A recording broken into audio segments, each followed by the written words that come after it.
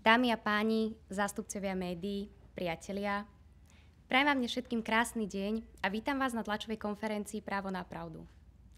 Dnešný deň je pre nás významný milník a dôležitá udalosť, o ktorú sa s vami chceme podeliť.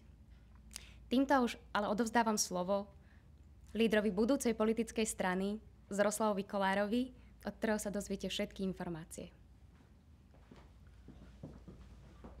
Dobrý deň prajem, dámy a páni, zástupcovia médií, priatelia a sympatizanti zatiaľ občianskeho združenia Právo na pravdu.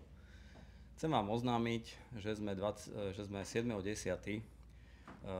odovzdali na ministerstvo vnútra všetky potrebné dokumenty, ktoré sú vyžadované zákonom na registráciu politickej strany Právo na pravdu. Súčasne s tým sme odovzdali viac ako 20 000 skontrolovaných podpisov našich sympatizantov, ľudí, ktorí sa podpísali pod petíciu, s ktorou vyjadrili súhlas na vznik takejto politickej strany. Chcem úprimne poďakovať všetkým našim sympatizantom, členom občianskeho združenia, aj bežným občanom, ktorí nám so zberom podpisov pomohli. Chcem vám vysvetliť, ako celý tento priebeh, tá myšlienka vznikla, ako celý ten priebeh bol, pretože v živote som nikdy nehľadal skratky a takisto aj v tomto procese som nehľadal kratšiu a ľahšiu cestu, ako to urobili mnohé politické subjekty. Nekúpili sme alebo neprevzali sme nejakú existujúcu politickú stranu. Bolo by to jednoduchšie a rýchlejšie, ale povedali sme si, že ideme normálne štandardným spôsobom a ideme zbierať podpisy. Na druhej strane som sa zasa rozhodol, že ten proces urobíme inak, ako to robili bežné, štandardné politické strany. Neurobili sme žiadnu roadshow po Slovensku, neurobili sme žiadnu túr, ktorou by sme otravovali alebo obťažovali veľakrát ľudí na parkoviskách v kultúrnych domoch. Rozhodli sme sa na to ísť úplne inak. Po vzniku občianskeho združenia Právo na pravdu 1. apríla tohto roku sa nám prihlásilo viac ako 3000 našich sympatizantov. Všetkých sme oslovili a požiadali sme ich, aby si vytlačili hárok, podpísali tento hárok, ponúkli podpis ešte svojim príbuzným a priateľom a poslali ho poštou. Takouto formou sme dostali viac ako 12 000 podpisov, čiže viacej, ako zákon vyžaduje pre registráciu politickej strany. Chcem úprimne poďakovať všetkým, ktorí toto urobili, pretože to je prejav určitej aktivity. Je vždy zložitejšie vytlačiť si hárok, urobiť podpis, potom to zavaliť do obálky a poslať, ako iba urobiť podpis niekde na námestí alebo na parkovisku. Naozaj som týmto ľuďom úprimne vďačný a beriem to ako veľký záväzok. Zároveň chcem poďakovať aj aktivistom, ktorí aktívne zbierali podpisy a posielali ich. A v súčasnosti, ako som už uviedol, máme viac ako 20 000 podpisov. Chcem zároveň povedať, že my sme oficiálne v podstate ten zber podpisov neukončili a každý deň nám ešte chodia obálky s podpismi. Úprimne všetkým ďakujem a chcem im povedať, aby pokojne tie podpisové hárky posielali ďalej, pretože pre nás je to naozaj symbol sympatií a toho, že tí ľudia tomu, čo hovorím ja, aj moji v súčasnosti kolegovia, je im sympatické a veria, že to, čo vravíme, ak príde k registrácii politickej strany, tak sa raz aj naplní. Napriek tomu, že sme nerobili zber podpisov fyzicky a nechodili sme po celom Slovensku, obišli sme si celé Slovensko, navštívili sme rôzne regióny. Za mňa osobne to bolo veľmi poučné a dôležité, najmä preto, že som zistil po nejakom krátkom čase, čo sa na Slovensku zmenilo. Ale aby som bol úprimný, zistil som, že sa na Slovensku opäť nič nezmenilo. Slovensko je síce krásna krajina s múdrymi a šikovnými ľuďmi a s ohromným potenciálom, ale ideme veľmi pomaly a niekedy mám pocit, že niekedy aj trošku cúvame a zaostávame za celým svetom. To, čo bolo veľmi dobré a poučné, okrem tohto poznania, ktoré som uviedol, je fakt, že sme tam stretli obrovské množstvo ľudí, od bežných občanov, predavačiek, obsluhy benzínových staníc, až po ľudí, ktorí majú za sebou zaujímavý životný príbeh a sú odborníci v rôznych oblastiach, ktorí nám vyjadrovali podporu a snažili sa nám nejakým spôsobom pomôcť nielen tam, kde sme boli, organizáciou nejakých rýchlych a krátkych podujatí, podpismi, ale ponúkli svoju pomoc a podporu aj hnutiu. Vďaka tomu dnes máme v databáze občianskeho združenia desiatky odborníkov, ktorí, tak ako sme to deklarovali, nie sú nejakým spôsobom prepojení so žiadnou politickou stranou, ale sú to ľudia, ktorí chcú pomáhať. A vďaka tejto databáze, ktorú sme si vytvorili, dnes vytvárame týmy odborníkov, najmä z regiónov, ktorí sú ochotní pracovať a chceme ich pripraviť na to, aby v prípade, že budúca politická strana Právo na pravdu bude úspešná v najbližších parlamentných voľbách, aby títo ľudia boli pripravení sa okamžite zapojiť do práce a prevziať zodpovednosť za veci verejné. Slovenská politika je taká, že aspoň moja osobná skúsenosť a mnohých iných je taká, že keď sa rozdeľujú posty po parlamentných voľbách, tak veľakrát sa mi zdá, že na zodpovedné posty ministrov, štátnych tajomníkov nastupujú amatéri, ktorí sa musia iba učiť a zoznamovať sa s prostredím a dlho im trvá, kým sa naozaj ujmú nejakých reálnych povinností a dosiahnu nejaké výsledky. Kto som? Som právnik a podnikateľ, nikdy som netužil byť politikom. Samozrejme, že som vždy na politiku nadával, pretože mi viac život komplikovala, ako mi ho vylepšovala. A prvá myšlienka, že by som mal aspoň trochu sa zapojiť do vecí verejných, vznikla možno už pred 10 rokmi. Vždy som moju snahu prejavoval maximálne tým, že som sa rozprával s aktívnymi politikmi, ktorých mnohých osobne poznám. Pýtal som sa ich, prečo niektoré veci nerobia, hoci by ich robiť mali, a prečo niektoré veci robia, hoci by ich robiť nemali. Pochopil som, že je to úplne zbytočné, pretože politici, tak ako uplatňujú politiku dnes, majú v tej politike prístup taký, že nerobia politiku pre Slovensko a pre občanov Slovenska, ale robia ju pre seba. Pre súčasných politikov je na prvom mieste ich osobný záujem ich priateľov, známych, kamarátov. A čo sa týka rozvoja Slovenska, tak vždy vidia všetky svoje aktivity maximálne po hranicu ďalších volieb a robia všetko preto, aby boli spolu zvolení. S takouto formou uplatňovania politiky na Slovensku ako občan nie som spokojný a preto som sa rozhodol do tohto politického súboja vstúpiť. Uvedomujem si, do čoho idem. Som si vedomý toho, že politika je možno v úvodzovkách ten najšpinavší biznis na svete. Sú tam vzťahy ako v hniezde vreteníc a nebude to jednoduché. A stretávam sa čoraz častejšie s otázkami typu, alebo s otázkami dvoch druhov. Jedna je, prečo to ja s môjim postavením, s môjim životným príbehom a s môjim zabezpečením vlastne robím. Kamaráti známi sa ma pýtajú, prečo, a zároveň hovoria, ja keby som bol na tvojom mieste, tak sa odsťahujem na nejaký pekný ostrov s bielou plážou, kúpim si nejaký drink a oddychujem a na Slovensku aj nepomyslím. Ja som precestoval celý svet. Vždy som sa na Slovensko vrátil. Nikdy som nemal v pláne zo Slovenska odísť a neodišiel som možno ani v čase, keď som odísť mal. Nemienim odtiaľto odísť ani teraz a keďže nie som spokojný s tým, ako sa Slovensko vyvíja, tak sa chcem aspoň pokúsiť niečo na tom zmeniť. Druhá otázka je, a časté otázky sú, či som projekt nejakej inej politickej strany, či mám iba zohrať nejakú úlohu užitočného idiota, aby som nejakým spôsobom rozriedil politický priestor. Možno mi tú otázku položíte, tak ja vám ušetrím čas a odpoviem vám rovno teraz. Nie som projekt nikoho, nemám v úmysle iba rozriediť nejaký politický priestor. Nie som projekt ani Hlasu, ani Smeru. Je to projekt môj. Rozhodol som sa urobiť tento politický projekt ja sám. Na rozdiel od mnohých iných politikov v celej histórii Slovenska si tento projekt budem financovať úplne sám. Myslím si, že najväčšia výhoda politickej strany, ak vznikne, Práva na pravdu, bude to, že nebudeme nikomu zaviazaní a budeme absolútne nezávislí. Nebudeme musieť nikomu skladať účty ani splácať dlhy. Ak sa dostaneme do parlamentu a prípadne získame podiel na moci účasťou vo vláde.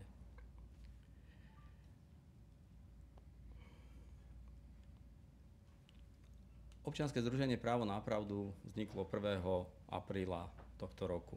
Prešlo iba 6 mesiacov a napriek tomu, že ešte nie sme politický subjekt, tak si dovolím poukázať na pár vecí, ktoré sme dokázali aj napriek minimálnemu mediálnemu záujmu v pretože všetky naše výstupy sa sústreďovali iba tam a v tom priestore, ktorý si my vieme nejakým spôsobom zabezpečiť alebo hospodáriť sami, a to sú sociálne siete a niektoré médiá. Jedna z vecí, na ktoré sme poukázali ako prvý, aj keď v mediálnom priestore to možno potom bolo vnímané inak, je tender na záchranky za 2 miliardy eur. Máme dôkazy a môžeme vám ich poskytnúť o tom, že Právo na pravdu ako prvé upozornilo na tento tender, na jeho zaujímavé pozadie. Ako prvý sme vyzvali pána ministra zdravotníctva, aby ho zrušil. Urobili sme podania na príslušné orgány, na Úrad pre verejné obstarávanie aj na Generálnu prokuratúru a dospeli sme k zaujímavým záverom. Práve na základe nášho podania Úrad pre verejné obstarávanie vyslovil názor, že tender je v rozpore s pravidlami Európskej únie. Čo sa týka Generálnej prokuratúry, tak nastala taká zaujímavá situácia, pretože naše podanie pridelili netrestnému odboru a odpísali nám, že ich to v princípe nezaujíma.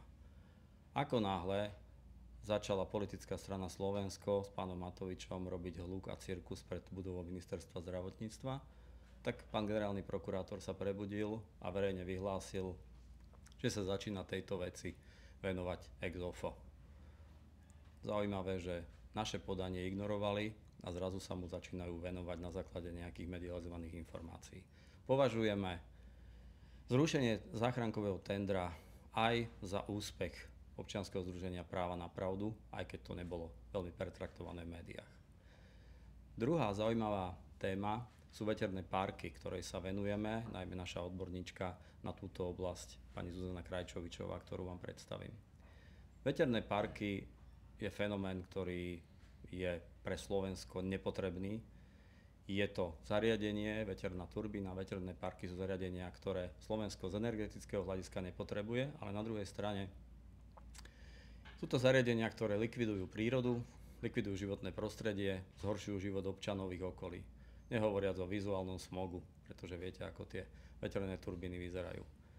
Aj keď Slovensko tieto veterné turbíny nepotrebuje, tak je veľký tlak investorov, pre ktorých je to jednoducho jeden veľmi zaujímavý biznis, kde na konci v tých svojich excelovských tabulkách vidia tučný profit.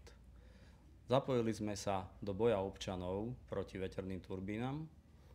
Jeden významný míľnik, ktorý sa nám podaril, zdôrazňujem, že sme iba podporili občanov obce Dráhovce, pretože na záver to rozhodnutie odmietnúť tieto turbíny vo svojom katastri obce Dráhovce bolo ich rozhodnutie. Rozniesli sme po všetkých obciach, ktorých sa táto výstavba týka, letáky, v ktorom ponúkame občanom pomoc, podporu, či už právnu alebo ľudskú, a vysvetľujeme im, aké devastujúce dôsledky na ich životné prostredie, na ich obydlia budú tieto veterné turbíny mať. Výsledkom boli dve veci. Jedna, sám pán minister životného prostredia verejne vyhlásil, že on sám je proti týmto turbínam, proti týmto veterným parkom, presne z tých dôvodov, ako som ich pomenoval ja. A druhá vec je, že na základe našej výzvy smerom k ministerke hospodárstva, ktorá je zároveň 100% akcionárom spoločnosti SPP. Táto spoločnosť má byť investorom v 6 takýchto veterných parkoch, tak už minimálne v tej obci Dráhovce, ktorú som spomínal, zrušili žiadosť o zmenu územného plánu. Bez zmeny územného plánu nie je možné takýto veterný park postaviť. Šokujúce pre mňa je to, že napriek tomu, že aj minister životného prostredia verejne vyhlásil, že nie je dobré, aby sa tieto veterné parky stavali, a zdôrazňujem, Slovensko ich nepotrebuje, tak paradoxne sa aj v súčasnosti zneužívajú štátne orgány na to, aby presviedčali občanov za štátne peniaze, aby sa nebránili výstavbe veterných parkov. Typický príklad je Stupava, kde za štátne peniaze splnomocnenec vlády pre občianske vzťahy za peniaze daňových poplatníkov organizuje stretnutia s občanmi a presviedča ich, že výstavba veterného parku v katastri obce Stupava im urobí zo života raj na zemi. Budeme bojovať ďalej a budeme sa snažiť presviedčať občanov obcí, ktorých sa to týka, aby proti výstavbe veterných parkov bojovali. Ďalší prípad, ktorému sme sa venovali, je baterkáreň Šurany. To, že baterkáreň Šurany je ekologický problém, ľudský problém, občiansky problém, všetci vedia, venuje sa tomu veľa politických strán. A v kontexte posledných udalostí, najmä v Nemecku, ktorý určite vnímate, je fakt, že nakoniec možno tá baterkáreň nebude potrebná, pretože vyzerá to, že v Európe zavládol zdravý rozum a najmä výrobcovia aut, ale aj politici v krajinách, v ktorých je automobilový priemysel kostrou ich ekonomiky, pochopili, že zákaz výroby aut so spaľovacím motorom od roku 2035 je nezmysel. A pokiaľ sa toto obmedzenie zruší, tak sa umožní iba prirodzený vývoj rozvoja elektromobility. A pokiaľ to tak bude, tak poklesne ešte viac záujem o elektromobily a tým pádom samozrejme aj o baterky, ktoré sa majú v Šuranoch vyrábať. Ale to nie je to hlavné, na čo sme poukazovali. Poukazovali sme na to, že súčasťou investorskej skupiny v tejto investícii je okrem čínskej firmy Gotion slovenská firma Inobat. Ak štát chce investovať a umožniť podmienky pre investovanie zahraničnému investorovi a investuje do toho stovky miliónov eur, buď formou priamej alebo nepriamej pomoci, tak sa pýtam, prečo nie je akcionárom sám štát? Prečo je tam nejaká spoločnosť Inobat?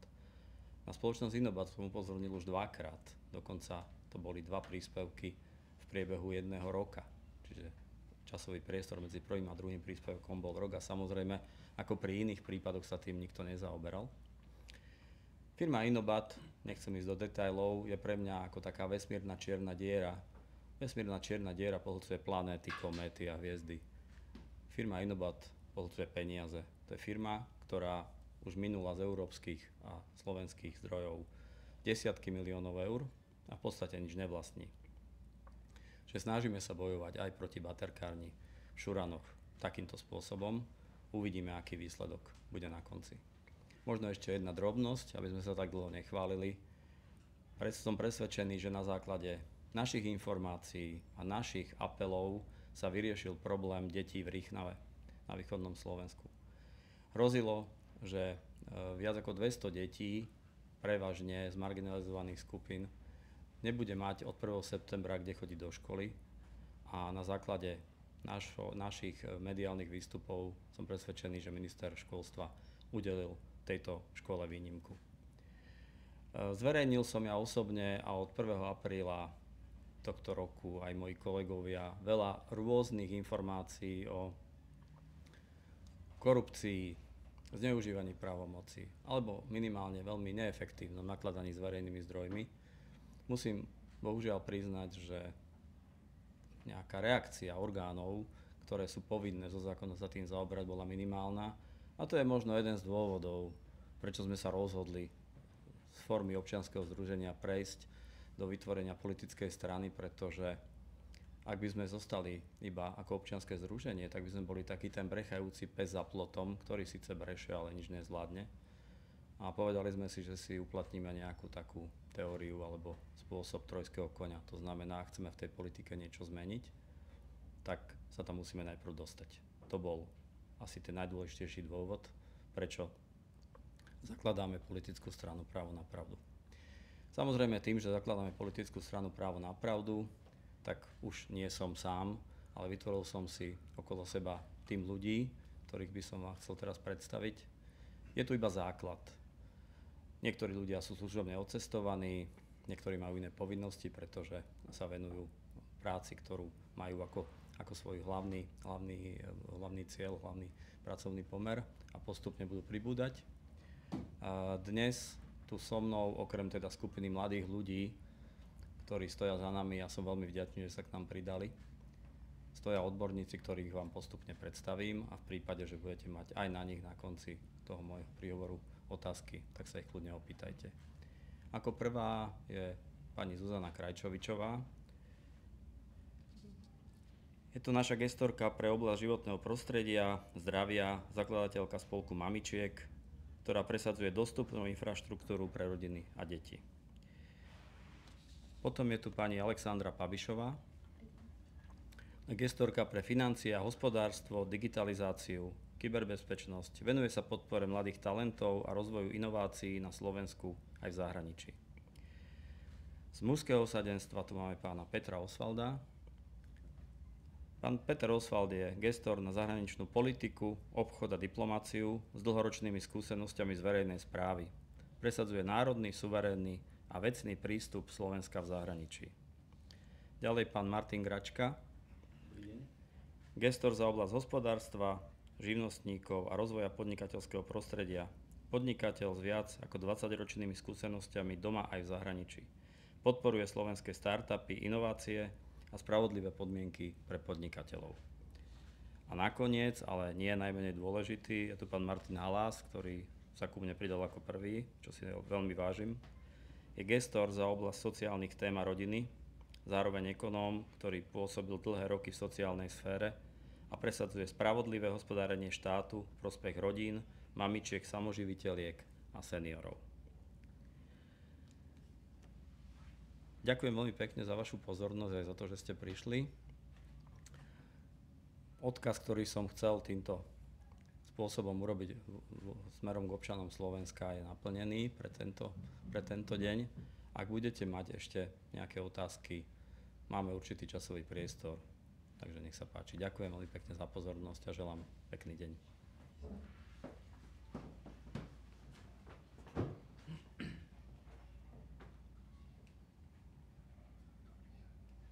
Ja by som mal otázku, ak tu je priestor už na otázky. Netušil Televízia Slovensko. Pán Kollár, je o vás známe, že ste vplyvný právnik, finančne zabezpečený. Určite bude ľudí aj médiá zaujímať, či kampaň budete hradiť čisto zo svojich prostriedkov, alebo sa vám dnes už hlasia sponzori, partneri, akým spôsobom budete postupovať v kampani? Zaujímavá otázka, ja už som na ňu čiastočne odpovedal. Viete, všetci vnímate z médií môj životný príbeh, najmä to, čo sa dialo na Slovensku za ostatných 5 rokov. A musím povedať teda, že áno, pravdou je, že v ostatnej dobe stovky ľudí zistili, že mám môj telefón, hoci vtedy, kedysi sa tvárili, že ho nemajú alebo ma nepoznajú. A súvisí to možno aj s týmito mojimi aktivitami. Samozrejme, že dostávam ponuky rôzneho druhu, od ponúk na odbornú spoluprácu, aj dostávam aj ponuky na nejakú finančnú podporu. Ja už som v svojom príhovore povedal, že chcem byť aj v tom postupe od kreovania politickej strany, aj presadzovanie nejakých našich cieľov iní, ako sú tí štandardní politici. Pretože našim hlavným politickým heslom, ktoré bude prezentované, je, že chceme zmeniť politiku. Znie to možno trošku tak abstraktne, ale za tým sa dá nájsť úplne všetko. Pretože chceme zmeniť prístup politikov, chceme zmeniť politiku v oblasti zdravotníctva, politiku v oblasti sociálnych vecí, v oblasti hospodárstva, skrátka zmeniť politiku ako takú. A jedna z vecí, a podľa mňa jedna z obrovských výhod, ktorú budem mať, je to, že som odmietol a odmietam akékoľvek financovanie politických aktivít zo strany niekoho iného. Celú politickú kampaň si budem platiť sám z vlastných prostriedkov, čo mi bude dávať absolútnu nezávislosť a slobodu v rozhodovaní. Ďakujem, ešte jednu otázku. Ako si vysvetľujete, že v niektorých prieskumoch už ste dosiahli číslo nad 3%, aj napriek tomu, že ste vlastne ešte stranu aj nezaložili a stále ste občianske združenie? To znamená, ste z toho prekvapení, alebo ste to skôr očakávali, že takéto niečo sa udeje, že ľudia budú chcieť niečo nové na politickej scéne? Každý žijeme v nejakej tej bubline a stretávame sa s určitým okruhom ľudí. Keby som bol veľmi, by som povedal, optimisticky naladený, tak by som očakával možno aj lepší výsledok, pretože ľudia, s ktorými sa stretávam, so mnou sympatizujú a tešia sa z toho, čo robím, ale som absolútny realista, mám zásadu, že dúfaj najlepšie, priprav sa na najhoršie. Mali sme úplne iný plán, ako preveriť sympatie občanov a akú máme podporu. Ten prieskum, ktorý bol zverejnený, myslím, pred 14 dňami, si objednal nejaký politický subjekt a úplne náhodou tam zaradil aj občianske združenie. Výsledok 3,2% z môjho pohľadu je dobrý vzhľadom k tomu, že sme nemali žiadnu politickú kampaň. Nemáme ešte založenú politickú stranu, A čo je možno najdôležitejšie, keď sme si robili prieskum asi pred 4 mesiacmi, ktorý bol vlastne smerovaný len k miere poznateľnosti, nie k nejakým sympatiám alebo k tomu, či by nám dal nejaký volič dôveru alebo nie, tak miera poznateľnosti mojej osoby aj občianskeho združenia Práva na pravdu bola na úrovni tesne nad 50%. Takže ten výsledok ma potešil, my sme to neorganizovali, nečakal som to. Pre nás bude dôležitejšie teraz to, že chystáme od dnešného dňa, 10.10., takú väčšiu kampaň po Slovensku, aby sa zvýšila poznateľnosť už budúcej politickej strany Právo na pravdu. A dôležité bude, ako skončí prieskum po tejto kampani, keď bude vyššia miera poznateľnosti.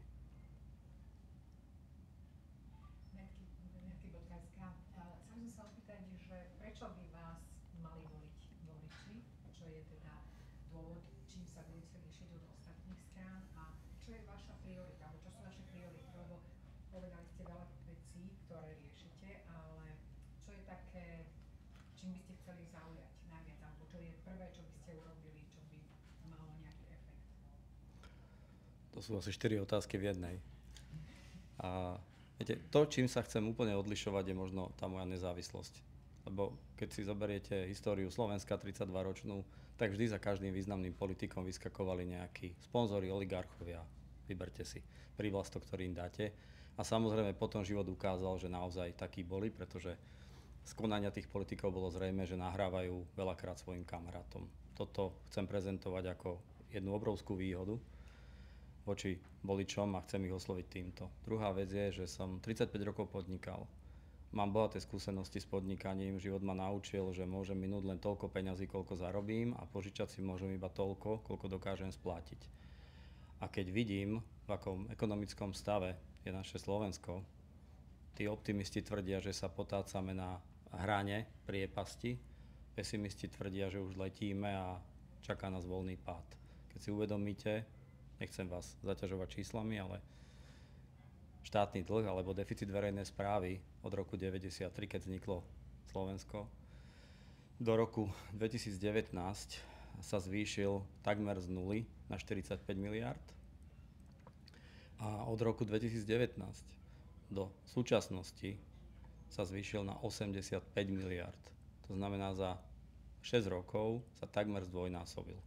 My sme naozaj v hroznej ekonomickej situácii a ja som sa veľa rozprával s ľuďmi po Slovensku z rôznych regiónov a zistil som jednu vec, že 50% ľudí stále berie politiku ako takú reality show. Ich bavia tie hádky politikov pred televíznymi kamerami a bavia to ako nejaké večerné predstavenie. A takto to trvalo naozaj celé roky, ale ostatné roky, a najmä tá moja skúsenosť osobná po Slovensku je, že tí ľudia začínajú uvedomovať v čoraz väčšej miere jednu dôležitú vec. Že nemôžu hodnotiť politikov podľa toho, aké divadlo im zahrajú a akú guláš im navaria, ale podľa ich výsledkov.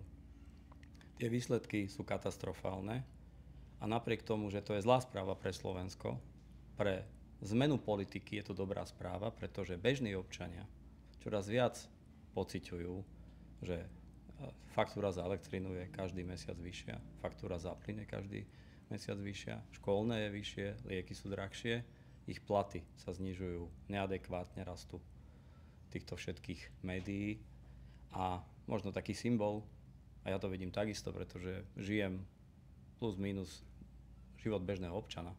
Chodím nakupovať, chodím si sám natankovať, nemám okolo seba žiadne služobníctvo a vidím, že, a to vidia aj všetci ostatní, že kedysi za 50 eur bol nákupný košík v Lidli plný, dnes je za 50 eur nákupný košík v Lidli možno naplnený do polovice. A vidím na tých ľuďoch, že to začínajú vnímať ináč. Čiže treba im vysvetľovať to a ponúknuť im to, že ten prepad, ekonomický prepad Slovenska, od ktorého sa odvíja všetko ostatné, pretože bez peňazí nejde nič. Bez peňazí nebude zdravotníctvo, nebude školstvo, nebude kultúra, šport. Tak hádam ich presvedčíme v rámci našich aktivít, aby hodnotili ľudí v politike podľa ich výsledkov a aby dali šancu niekomu, kto minimálne preukázal v minulosti, že vie narábať s peniazmi s rozumom a bude uplatňovať v politike zdravý sedliacky rozum. V bude hovoriť pravdu, nastolí spravodlivosť vo všetkých oblastiach a dokáže za to prijať aj zodpovednosť. Čiže zhrniem, tie moje 4 otázky. Čiže Áno. výsledok z toho je, že vám ide o ozdravenie ekonomiky. To je tá priorita, hej? To je základ, od ktorého sa odvíja všetko ostatné. Prosím. Pekný deň, Andor, rádio SDFM. Ja by som sa chcel spýtať, pán Kollár, prečo ste sa rozhodli spustiť vašu výraznú mediálnu kampaň už teraz? Či to nie je z pohľadu tých volieb predčasné, alebo že či je za tým nejaký strategický ťah? Uvažujete presne ako politici, že to máte tak naplánované na nejakej časovej osi, že kedy treba sa venovať súkromným záležitostiam, potom kedy nastáva obdobie predvolebné, kedy treba tých ľudí zaujať niečím, rozdávať im nejaké sociálne benefity alebo robiť nejakú tú show pre občanov. Viete, ja neviem, kedy budú parlamentné voľby. Ja si osobne som presvedčený, že budú v riadnom termíne, pretože súčasná koalícia a hlavne jej líder sa drží zásady, že moc sa z rúk nepúšťa. A vzhľadom aj na preferencie, ako sa vyvíjajú tých politických strán, tak to by bola pre strany súčasnej koalície samovražda.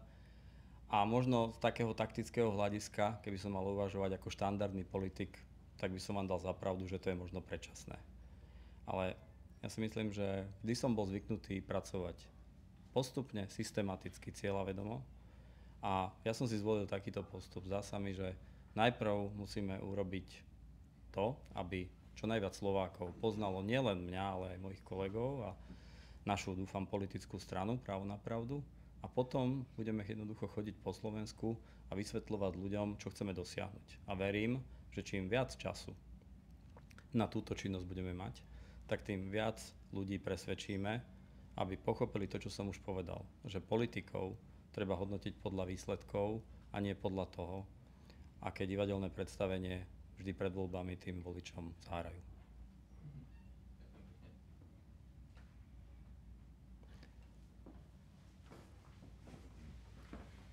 Ďakujeme pekne, pokiaľ už nemáte žiadne otázky. My vám ďakujeme za vašu účasť, ďakujeme pánovi doktorovi za jeho prejav. Prajeme ešte príjemný deň a všetko dobré.